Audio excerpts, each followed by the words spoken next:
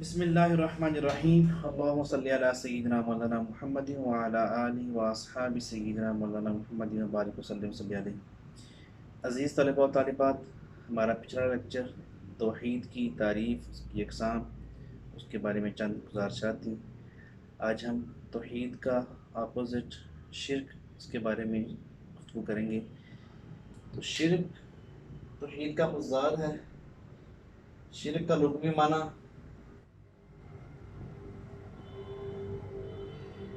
شراکت داری، سانجھے داری،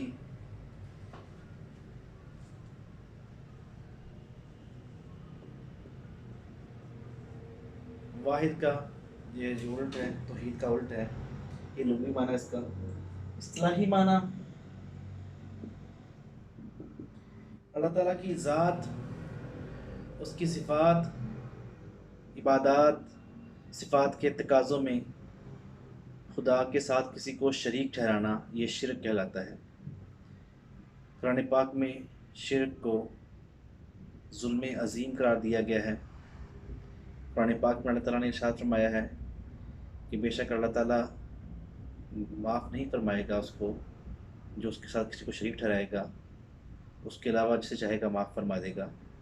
تو شرک بہت بڑا گناہ ہے، گناہ کبیرہ ہے، ظلم ہے، شرک کفر ہے۔ اور اللہ کے انبیاء جتنے بھی آئے، ان سب کی تعلیمات کا سب سے پہلا نقطہ، سب سے پہلا سبق جو ہے وہ توحید کا سبق ہے۔ اللہ ایک ہے، اس کے سوا کوئی عبادت کے لائق نہیں۔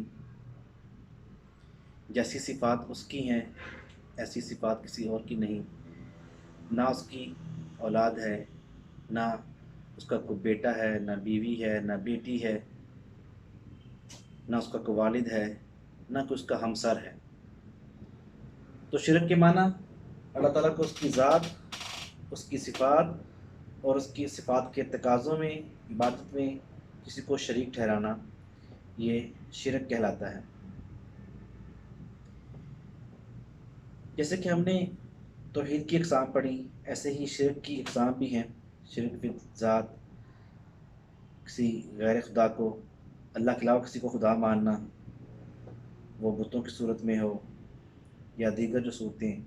دنیا میں کچھ لوگ جو ہے وہ سورج کی پوجا کرتے ہیں، کچھ چاند کی پوجا کرتے ہیں، کچھ ہر اس چیز کی پوجا کرتے ہیں جس سے وہ انہیں کوئی فائدہ ملنے کی توقع ہوتی ہے، یا جس چیز سے انہیں نقصان پہنچنے کا ڈر ہوتا ہے۔ کچھ ممالک میں لوگ سانپ کی پوجا کرتے ہیں، کچھ ممالک میں لوگ بندر کی پوجا کرتے ہیں، کئی جگہ پہ لوگ گائے کی جو ہے وہ پوجا کرتے ہیں، کئی جگہ پہ ہاتھی کی پوجا کی جاتی ہے، ٹھیک ہے، کئی جگہ پہ لوگ چوہے کی پوجا کرتے ہیں۔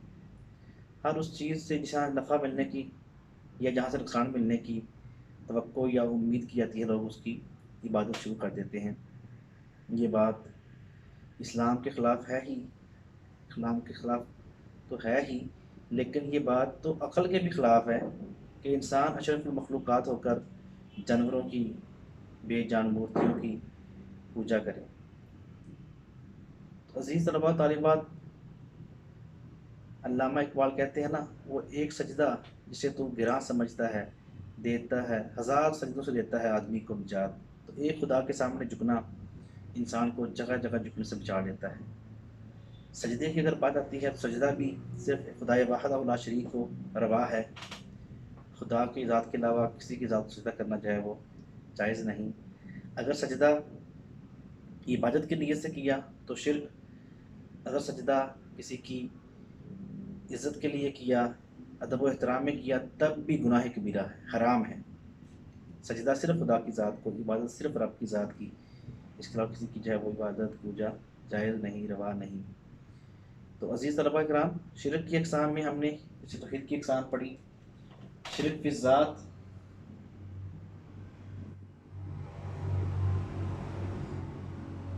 اللہ کے علاوہ کسی اور کو خدا ماننا، ایک سے زیادہ خدا ماننا، شرک فی ذات کی مثال ہے۔ شرک فی صفات،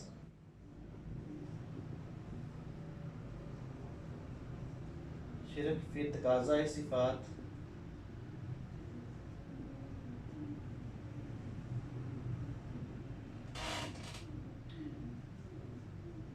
شرک فی العبادات۔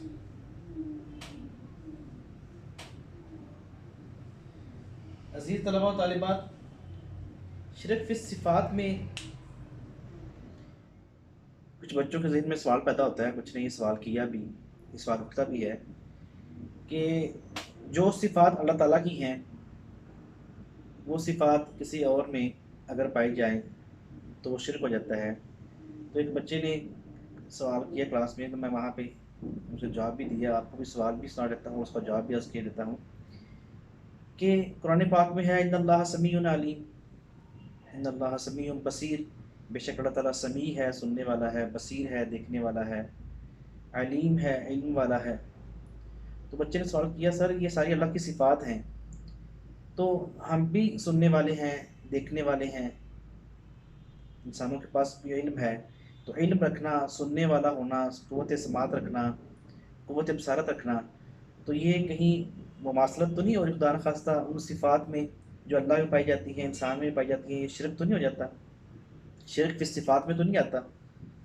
تو میں نے اس بچے کو جواب عرض کیا، اور اس کا جواب جو میری سمجھ میں آتا ہے وہ یہی ہے کہ نہیں بیٹا، ہمارا سننا اللہ تعالیٰ کی سننے سے بڑا فرق ہے، بڑا مختلف ہے، بہت زیادہ فرق ہے۔ اللہ تعالیٰ سننے اور دیکھنے میں کسی چیز کا محتاج نہیں، وہ کانوں سے پاک ہے، سنتا ہے، وہ آنکھوں سے پاک ہے، آنکھوں کا محتاج نہیں، وہ دیکھتا ہے۔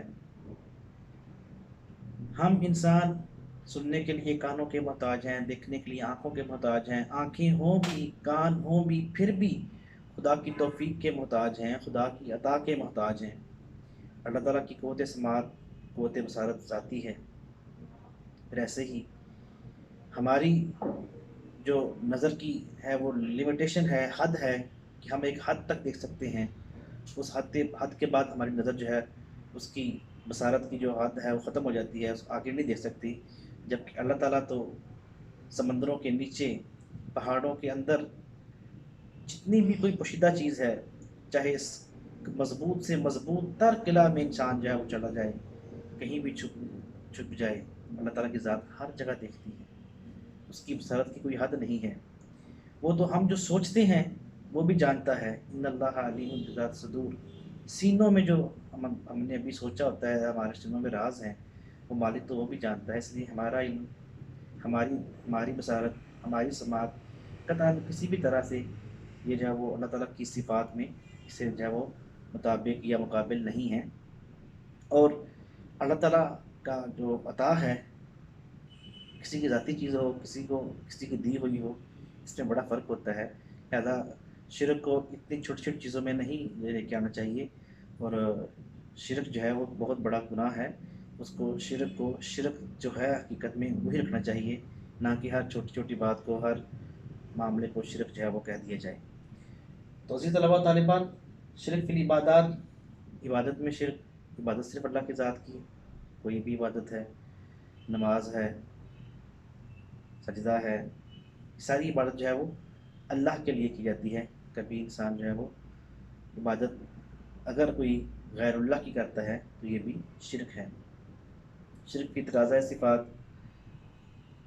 ایسے ہی تو شرک کی تمام اقسام، اور بھی بہت سے کچھ لوگوں نے شرک کی اقسام لکھی ہیں، تو ان سب چیزوں سے بچ کے رہنا۔ اور ریا، دکھاوا، اس کو بھی شرک اصغر کہا گیا ہے۔ دکھاوا کیا ہوتا ہے کہ ہم کوئی نیکی کر رہے ہیں، عبادت کر رہے ہیں، تو لوگوں کو دکھانے کے لیے کریں، اس لیے کریں کہ لوگ ہماری واہ واہ کریں۔ حق تو یہ تھا کہ نیت اللہ کو دکھانے کے لیے ہو، اخلاص کے ساتھ ہو، الحب للہ ہو، عبادت اللہ کے لیے ہو۔ اگر یہی نیک کام لوگوں کو دکھانے کے لیے کیا تو جو اللہ کے لیے کرنا چاہیے تھا وہ لوگوں کے لیے کیا، اس کو بھی شرک اصغر کہا جاتا ہے۔ لہٰذا ریاکاری سے بچنا چاہیے، تکبر سے جو ہے وہ بچنا چاہیے۔ تکبر جو ہے وہ اللہ کی ذات کو زیب دیتا ہے۔ انسان کا اپنا کیا ہے؟ انسان کے پاس ایسی کیا چیز ہے جس پہ وہ تکبر کرے؟ وہ مالک کی ذات چاہے ایک سیکنڈ میں اسے، ایک سیکنڈ کروڑویں حصے میں اسے ڈھیر کر دے، تو پھر کس چیز پہ مان کرنا، کس چیز پہ تکبر کرنا؟ اللہ تعالیٰ ہمیں تکبر، ریاکاری اور سے تمام گناہوں سے محفوظ فرمائے۔ اللہ تعالیٰ وحدہ لا شریک کی عبادت خلوص دل سے کرنے کی توفیق عطا فرمائے، اور صحیح معنوں میں لوگوں کو شرک کے خلاف تعلیمات دینے کی اور اس سے بچنے کی توفیق عطا فرمائے، اور ہمیں مسلمانوں میں انتشار پھیلانے سے محفوظ فرمائے۔ وآخر دعوانا ان الحمد للہ رب العالمین۔